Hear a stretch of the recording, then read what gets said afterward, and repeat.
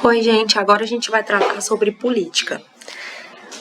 Nesse caso, eu resolvi trazer a discussão platônica e aristotélica junta, que é para poder ter um contraponto e ficar mais fácil de vocês compreenderem. Mas, assim, é primordial que vocês sempre tenham em mente que cada filósofo está sempre enquadrado dentro de um tempo histórico. Por quê? Porque não dá para a gente avaliar, por exemplo, a postura de Platão de política, pensando como se Platão tivesse na nossa realidade, tá? Como se ele fosse nosso contemporâneo, porque são realidades totalmente diferentes e ele via a política de acordo com o tempo dele, com a vivência dele. Levando isso em consideração, a gente vai começar primeiro tendo uma noção do que é a visão tradicional de política. Política tradicionalmente sempre esteve alinhada com a questão de justiça e de moralidade, porque sempre teve aquele ideal de que a política servia para poder definir o que era certo e o que era errado, para deixar que nada fosse injusto. Ela era uma harmonia social, certo? Então, na Grécia, levando para essa realidade platônica e aristotélica, o indivíduo ele não é olhado como somente individual, sabe? Ficou até redundante, mas é isso. A pessoa não é ela individualmente, ela é um membro da sociedade, um membro da polis. E aí a gente vai entrar aqui no que era política para Platão.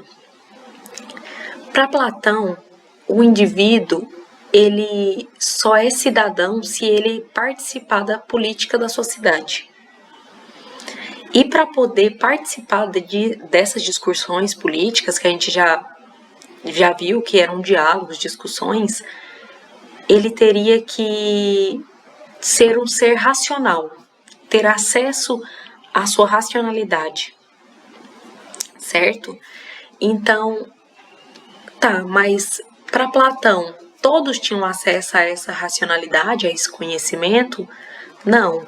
A gente sabe que para ele só chega a esse nível de conhecimento através da reminiscência algumas pessoas, que são os filósofos, que têm essa alma racional elevada. Então, daqui tira-se um princípio muito importante, que para Platão, a administração ela deve ser restrita a algumas pessoas, a um pequeno núcleo de pessoas, que são os filósofos.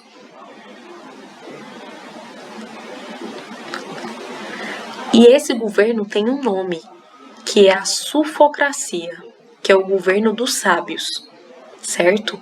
Então, para Aristóteles, a gente só vai atingir um governo pleno, uma sociedade plena, justa, se forem os filósofos que governam essa sociedade, certo?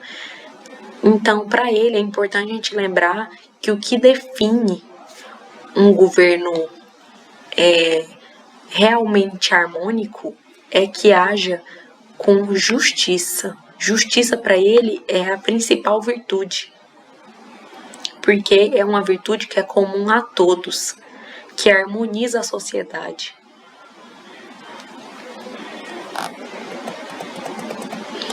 E aqui a gente vai vir para uma análise aristotélica do que é política, que ela se distingue em alguns pontos de Platão, porque a gente percebeu que Platão tem muito uma questão ideal, uma questão muito imaginativa do que seria a política, mas Aristóteles não. Aristóteles já vem com uma pegada mais realista.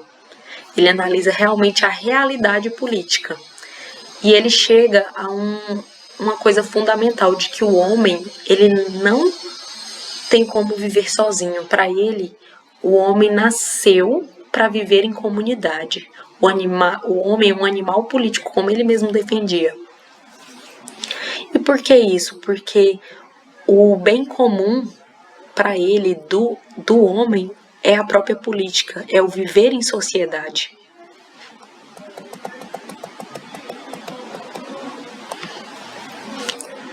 Então, para ele, a gente tem que avaliar a questão de que é natural viver em sociedade, mas a sociedade que ele vivia tinha uma coisa que para muitas pessoas devem estar pensando, Mas como que ele defendia a questão da ética, que a gente já estudou, agora está falando da política como uma forma do natural ao homem, sendo que a gente sabe que a política naquela época da Grécia era escravista. Beleza.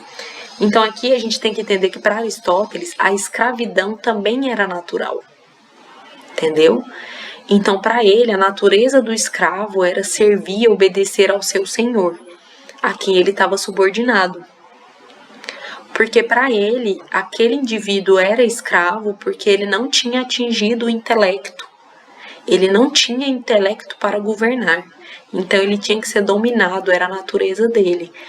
Muita gente deve estar pensando, nossa, isso é absurdo. Como que ele está falando isso e ao mesmo tempo ele pregava o equilíbrio? Gente, ele é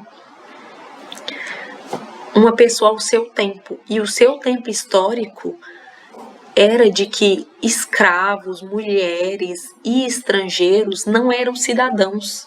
Então a filosofia dele, os pensamentos dele de virtude, de equilíbrio são aos cidadãos. Ele está dentro de um plano limitado de pessoas. As pessoas que têm direito a ter o acesso ao conhecimento não era algo democrático, como a gente pensa, algo universal, entendeu? Então, assim, de acordo com que era a mentalidade dele, do tempo dele, ele via como algo natural, sim, toda a democracia, toda a sociedade, inclusive a escravidão. Tá, então aqui, a gente sabe então que para Aristóteles ética e política estão relacionadas porque elas são regidas por valores, certo? Só que elas têm uma diferença básica, que para ele a ética é o quê? É um bem individual, enquanto a política é um bem comum, porque ela está relacionada com a questão da comunidade, da sociedade. Então, avaliando isso, a gente sabe que para ele existe uma forma mais justa de governo, que seria uma democracia assegurada por leis, por valores. Então seria o que é correspondente a uma democracia constitucional, o que difere do que Platão pregava, que era a sufocracia, que é um tipo de aristocracia, um governo de minoria, sabe, uma oligarquia talvez. Então é isso, gente. Espero que tenham gostado, que tenha dado uma esclarecida na cabecinha de vocês.